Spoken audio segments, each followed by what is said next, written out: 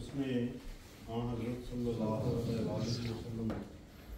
کی سیرت کے اوپر کتاب لکھی اور وہ یہ لکھا ہے کہ میں تصور کی آمد سے امیجنیشنس کے ساتھ میں اپنے آپ کو حضرت صلی اللہ علیہ وسلم کے زمانے میں پاتا ہوں اور میں دیکھتا ہوں کہ مدینے میں ایک مسجد ہے اور اس کا جو چھت ہے وہ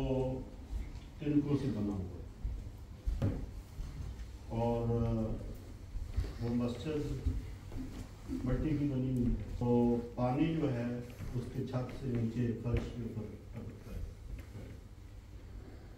اور جو نمازی ہیں وہاں جب وہ سجدہ کرتے ہیں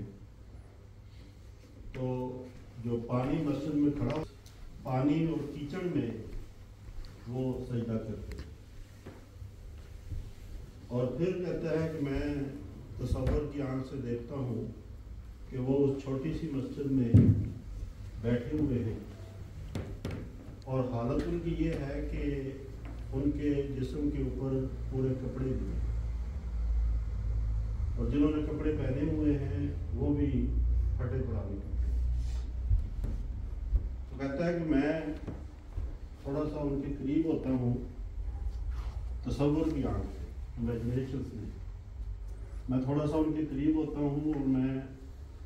سننے کی کوشش کرتا ہوں کہ وہ باتیں کیا کر رہے ہیں۔ تو میں سنتا ہوں کہ وہ باتیں یہ کر رہے ہیں کہ ہم نے دنیا میں انقلاب لے کے آنا ہے اور ہم نے دنیا کو فتح کرنا ہے۔ کہتا ہے میں حیران ہوتا ہوں کہ یہ چھوٹی سی مسجد، چھت اس کی اتنی خراب اور بوسیدہ ہے کہ بارش کا پانی بھی نیچے ٹپکتا ہے، فرش بھی پانی سے بھرا ہوا ہے، اپنا ان کا نمازیوں کا حال یہ ہے کہ جسم پہ پورے کپڑے بھی نہیں ہیں اور باتیں یہ بڑی بڑی کر رہے ہیں، دنیا کو فتح کرنے کی باتیں کر رہے ہیں، دنیا میں انقلاب لانے کی باتیں کر رہے ہیں۔ تو وہ کہتا ہے پھر میں یہ دیکھتا ہوں کہ واقعی جو وہ باتیں کر رہے تھے، جو وہ منصوبے بنا رہے تھے، اس کے مطابق وہ دنیا میں انقلاب ہے۔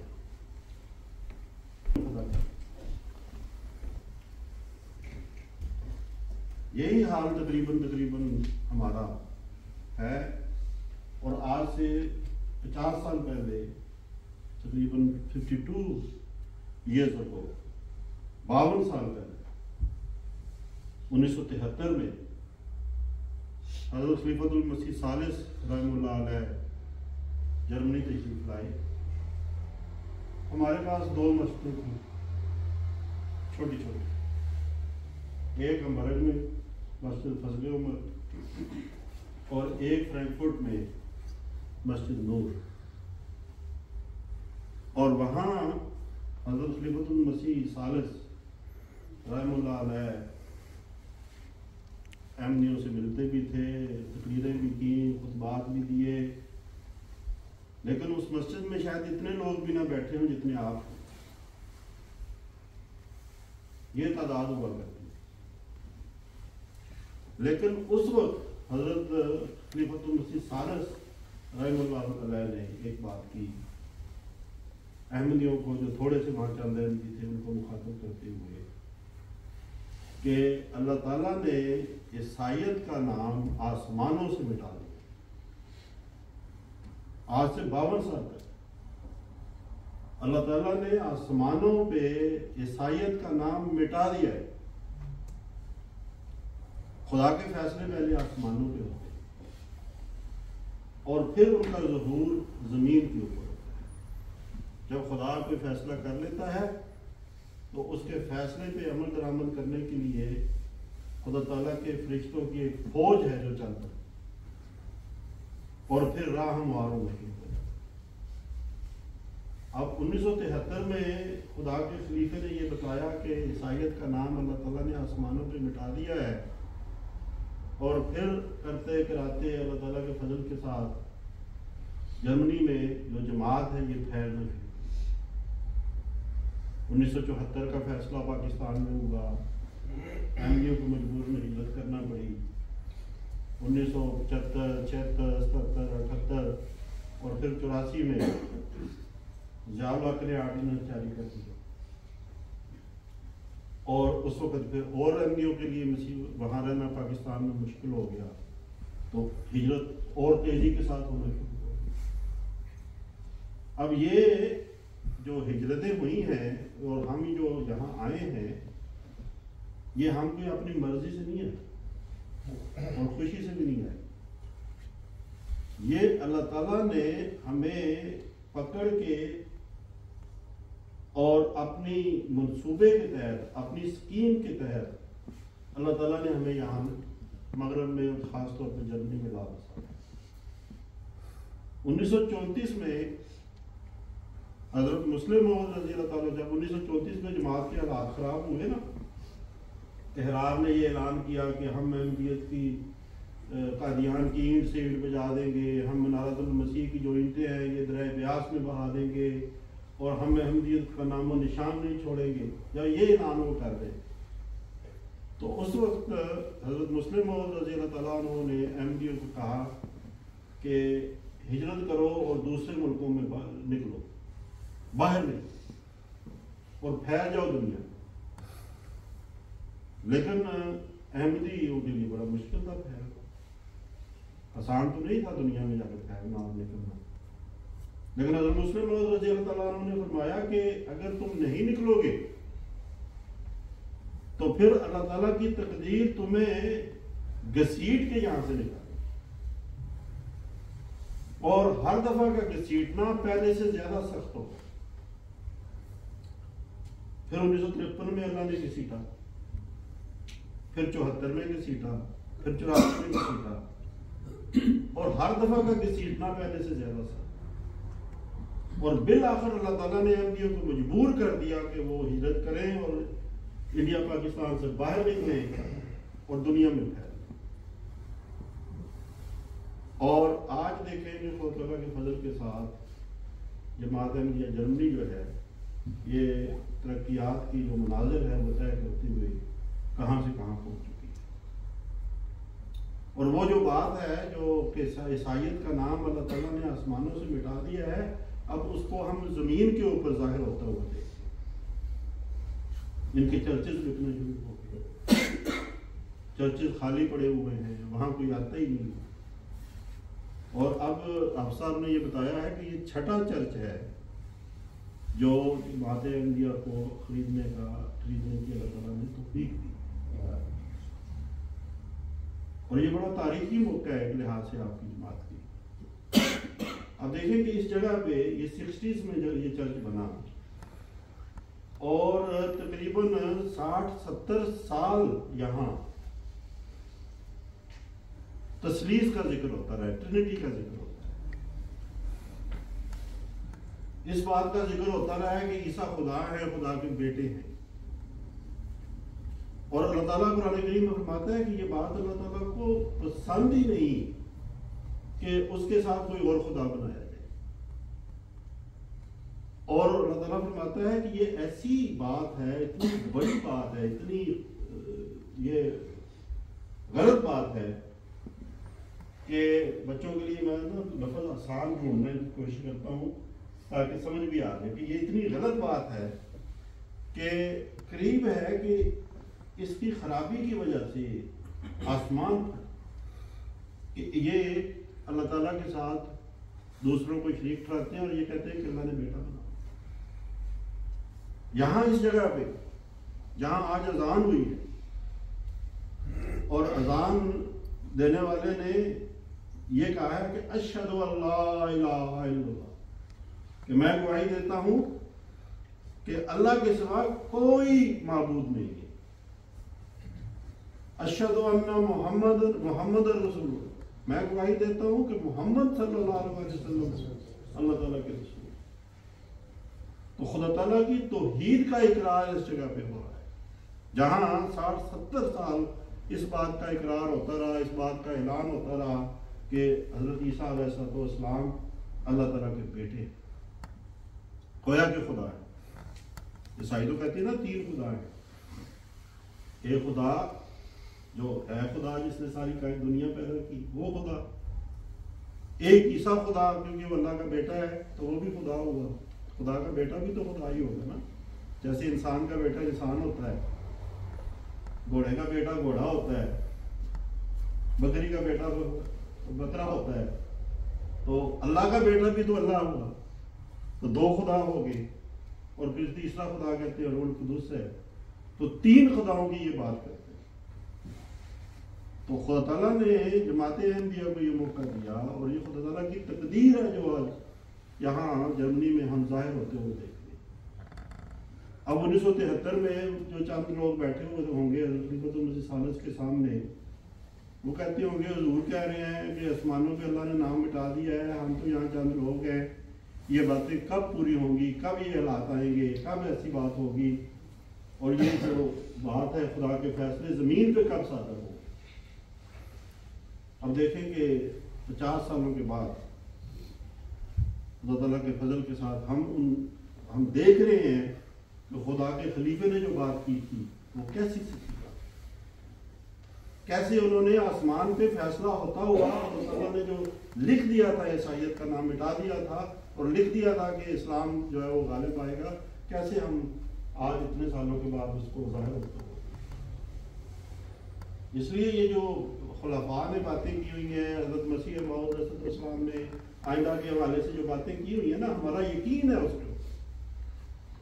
کہ یہ باتیں انشاءاللہ تعالیٰ ظاہر ہوں گی۔ اور خلفاء نے یہ فرمایا ہوا ہے کہ جرمنی جو ہے، جو جرمن قوم ہے، یہ یورپ میں سب سے پہلے اسلام کو قبول ہوگی، سب سے پہلے جرمن قوم احمدی ہوگی، اور پھر سارے یورپ کو یہ احمدی کرے۔ حضور نے فرمایا کہ جیسے اٹلی نے عیسائیت کے لیے کام کیا ہے اور ساری عیسائیت کی تبلیغ اٹلی سے ہو رہی ہے، اسلام کے لیے یہ کام جرمن قوم کرے۔ اور دیکھ لیں کہ جرمن قوم میں جرمنی کی جماعت جو بڑی ہے اس وقت سب سے بڑی، اس کی وجہ یہی ہے کہ یہ بیج ہے جو اللہ تعالیٰ نے جرمنی میں بکھیرا ہے احمدیوں کا، اور اس سے احمدیوں کی فصلیں پیدا ہوں اور یہ پھل لگیں گے انشاءاللہ تعالیٰ۔ تو خلفاء کی جو باتیں ہیں، جیسے 1973 والی بات کو آج ہم پورا ہوتا ہوا دیکھ رہے ہیں، جو دوسری باتیں ہیں ان کے پورا ہونے کے آثار ہمیں نظر آ رہے ہیں،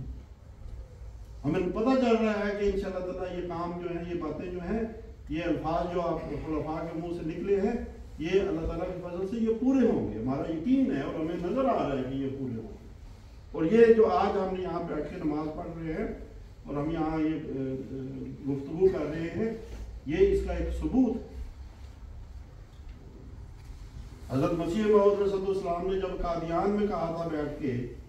کہ اللہ تعالیٰ مجھے کہتا ہے کہ میں تیری تبلیغ کو دنیا کے کناروں تک پہنچاؤں گا، تو صحابہ اس وقت کہتے ہوں گے کہ یہ کب پورا ہو، دنیا کے کناروں تک یہ تبلیغ کب پہنچے گی؟ مخالف کہتا تھا یہ تو دیوانے ہو گئے، یہ کہتے ہیں کہ یہ تبلیغ دنیا کے کناروں تک پہنچے گی، ہم تو ان کا نام و نشان مٹا دیں گے اور ان کی آواز کو قادیان سے باہر نہیں نکلنے دیں گے۔ دیکھیں پھر کس شان کے ساتھ وہ تبلیغ دنیا کے کناروں تک پہنچے۔ تو جو خدا تعالیٰ اپنے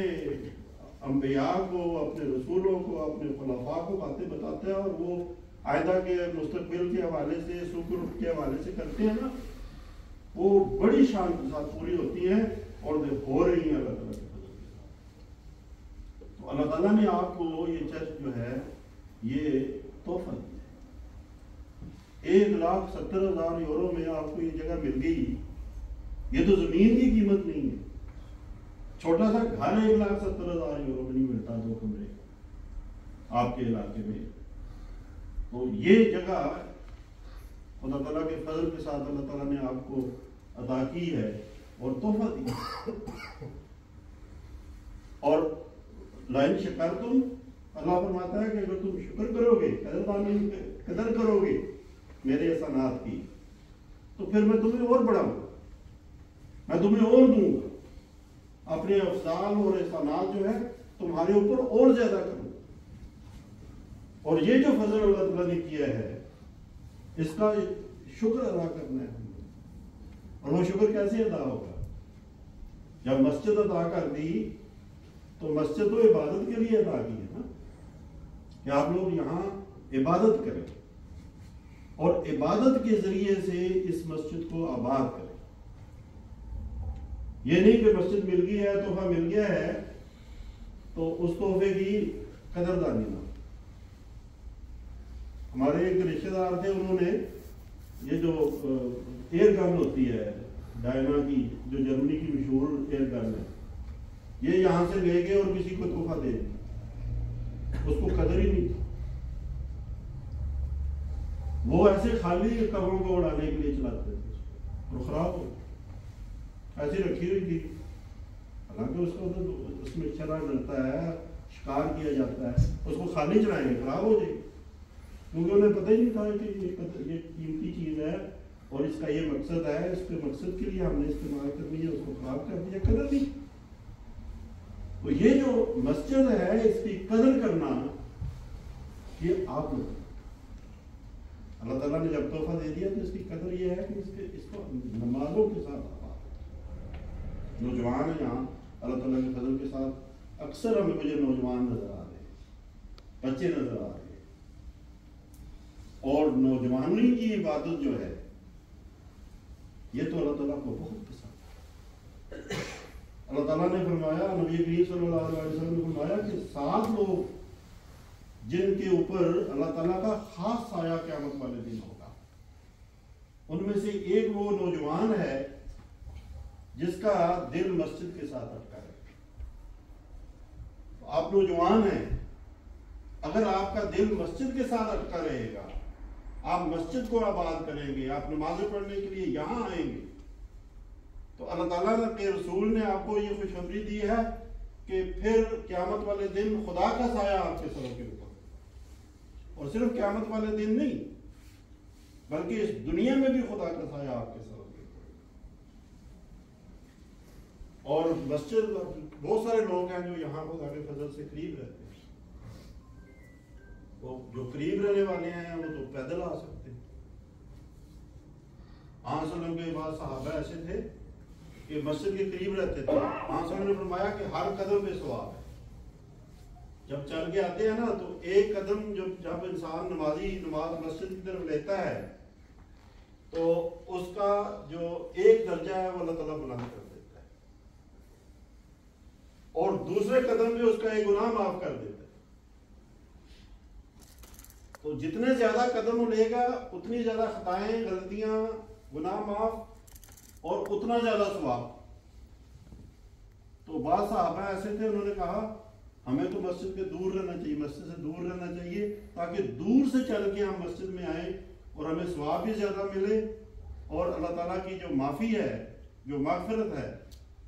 وہ بھی ہمیں زیادہ ملے۔ تو دور انہوں نے نکال لیا۔ تو دور رہنے والے یہ نہیں کہ کہہ سکتے کہ جی ہم تو دور رہتے ہیں اس لیے ہمارا جانا مسجد میں مشکل۔ میں نے دیکھا ہے فجر کی نماز پہ وہاں بیت الصبح میں ہمارے کئی دوست ایسے ہیں جو 6-7 کلومیٹر پہ رہتے ہیں مسجد سے، اور روزانہ باقاعدہ مسجد میں آتے ہیں، اور کئی ایسے بدقسمت ہیں جو قریب رہتے ہیں لیکن انہیں مسجد میں آ کے نماز پڑھنے کی توفیق نہیں ملتی۔ تو توفیق جو ہے یہ اللہ تعالیٰ سے انسان مانگتا ہے اور اللہ تعالیٰ دیتا بھی ہے، لیکن جب انسان یہ تہیہ کر لے کہ میں نے یہ کام کرنا ہے تو کام ہو جاتا۔ لیکن اگر بہانے ڈھونڈے وہ مشکل ہے، دور رہتا ہوں میں، تو پھر نفس تو انسان کا بہانے ڈھونڈتا ہی ہے نا۔ تو اس مسجد کو اب آباد کرنا، اس کو بھرنا، کہ ہر نماز پہ، فجر کی نماز ہو، ظہر کی ہو، عصر کی ہو، مغرب کی ہو، عشاء کی ہو، جب بھی آپ گھر میں موجود ہیں اور آپ مسجد میں آ سکتے ہیں تو ضرور اس مسجد نماز کے لیے یہاں حاضر ہوا کریں۔ پھر آپ اس تحفے کی، خدا کی اس نعمت کی، خدا کے اس فضل کی قدر کرنے والے. تو ایک تو یہ ہے کہ اس کو آباد کرنا ہے، اور دوسری بات جو میں یہاں کرنا چاہتا ہوں وہ یہ ہے کہ آپ سب کا جو شکریہ ادا کرنا ہے کہ ماشاءاللہ جو آپ کی جماعت ہے اس نے قربانی کرنے کا حق ادا کیا. ایک تو سستا تو مل گیا، یہ بھی خدا کا احسان ہے. دوسرا یہ کہ آپ مرکز نے 1,50,000 کا ٹارگٹ دیا تھا اور وقت بہت تھوڑا تھا، کہ اتنے وقت میں آپ لوگوں نے یہ رقم جو ہے یہ ادا کر دی. اور محترم صدر صاحب نے مجھے بتایا ہے کہ آج کی تاریخ تک 1,45,000 یورو جماعت کے اکاؤنٹ میں جمع ہو چکے ہیں. 5,000 رہتا ہے، اور جو ٹارگٹ ہے وہ بھی پورا ہوگا، بلکہ زیادہ ہوگا انشاءاللہ تعالیٰ سے. تو یہ غیر معمولی قربانی ہے، اور جس نے بھی یہ قربانی کی ہے یاد رکھیں یہ بڑی سعادت کا کام. خدا کے گھر کے لیے قربانی دینا یہ کوئی معمولی کام نہیں ہے، یہ بہت بڑی سعادت ہے. حضرت مسیح موعود صلی اللہ علیہ وسلم نے جو کہا نا، وہ بات کیا ہے جو تھا عالمگیر رمزیب عالمگیر بادشاہ، تو اسلام نے یہ لکھا ہے کہ ایک دفعہ جب شاہی مسجد کو آگ لگ گئی اور اس کو بتایا گیا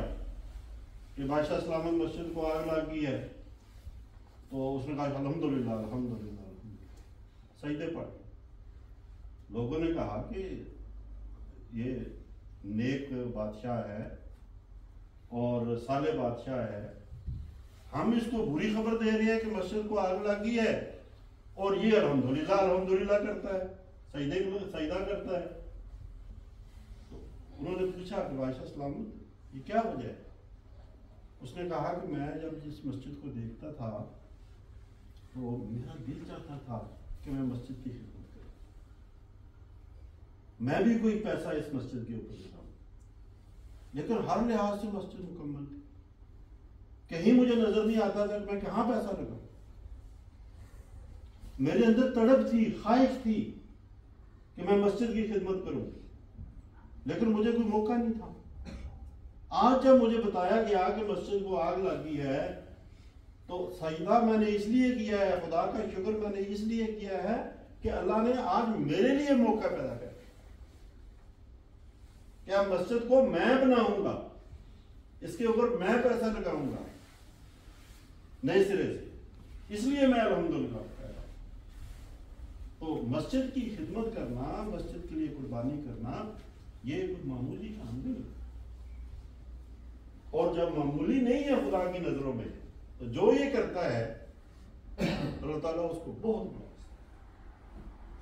اللہ تعالیٰ اس کی نسلوں کو بھی نوازتا ہے. تو جو بچے ہیں جو قربانیاں کرنے والے ہیں، یہ اگر اسی رستے میں چلتے رہیں گے تو اللہ تعالیٰ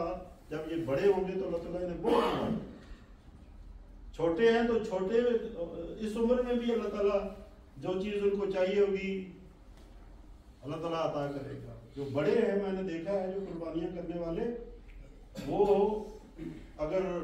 ہزاروں میں قربانی کرتے تھے تو اللہ تعالیٰ نے ان کو ایسا نوازا کہ چند سالوں میں اللہ تعالیٰ نے انہیں لاکھوں کی قربانیاں کرنی. کئی ایسے ہمارے نوجوان جو تھوڑے تھوڑے پیسے مسجد میں دیا کرتے تھے، اب اللہ تعالیٰ نے ان کو یہ توفیق دیا کہ ان میں سے ایک ایک پوری مسجد بنا کے دے رہا ہے. خدا نے ان کے اموال میں ترقی دے، ان کے اموال کو کر.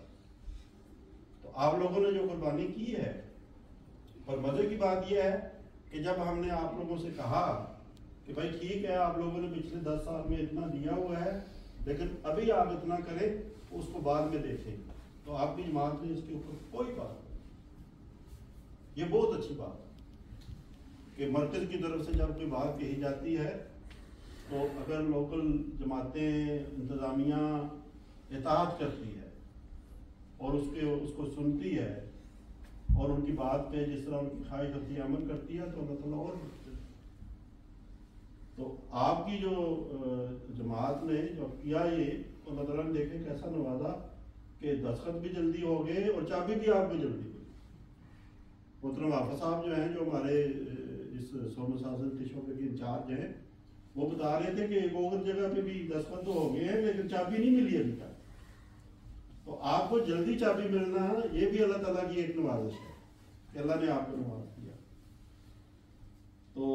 اس کے لیے بھی بہت شکریہ جنہوں نے قربانی کی ہے. لیکن اصل جو چیز ہے وہ تو یہ ہے کہ خدا تعالیٰ آپ کو انعام دے، اور وہ دینے والا ہے، وہ انعام دینے والا. اس کے وعدے، وہ اپنے وعدے پورے کرنے والا ہے. اور جو بھی انسان خدا کے راستے میں دیتا ہے، خدا اس کے اوپر انعامات عطا کرتا ہے. یہ اس کا وعدہ ہے. تو اللہ تعالیٰ اس مسجد کا حصول آپ سب کے لیے بہت مبارک کرے، بہت مبارک کرے، بہت مبارک کرے. اور اس کو آباد کرنا اب ساری جماعت کی ذمہ داری ہے. اور پھر دیکھیں گے کہ انشاءاللہ تعالیٰ یہ تو بارش کا ایک پہلا قطرہ ہے جو آپ کی جماعت کے لیے نازل ہوا ہے اللہ تعالیٰ کی طرف سے. پھر انشاءاللہ تعالیٰ یہاں لانگنزل بورڈ کی جو جماعت ہے جس نے بڑھنا ہے، پھر ایک گوروں نے آنا ہے جو جرمن ہے، جن کے لیے اصل تیاریاں ہو رہی ہیں.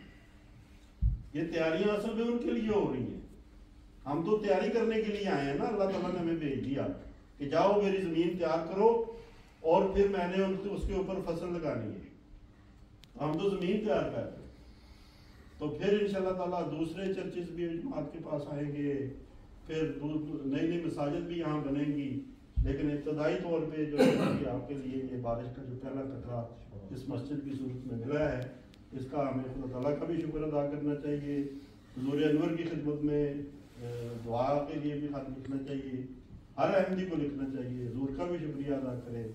اور حضور کو بھی اپنی دعاؤں میں یاد رکھے کہ اللہ تعالیٰ ہمارے آقا کو صحت و سلامتی والی لمبی اور فعال زندگی عطا فرمائے. انہی کی دعاؤں کی بدولت اور آپ کی ترغیب اور تلقین اور نصائح کی بدولت اللہ تعالیٰ کے فضل سے جماعت احمدیہ جرمنی اور جو یہ شعبہ ہے یہ آگے سے آگے جا رہا ہے. تو خلفاء اور پیارے حضور جو موجودہ حضور ہیں ہمارے، ان کو بھی اپنی دعاؤں میں یاد رکھے کہ اللہ تعالیٰ ہمارے آقا کو لمبی صحت والی زندگی عطا فرمائے اور آپ کے کاموں میں اللہ تعالیٰ بے انتہا برکت رکھے. جزاکم اللہ تعالیٰ سمجھدار. دعا ہم نے کل ہی کر لی تھی، تو اب مبارکباد ہے، گلے مل کے ایک دوسرے کو مبارک جیسے عید والے دن میں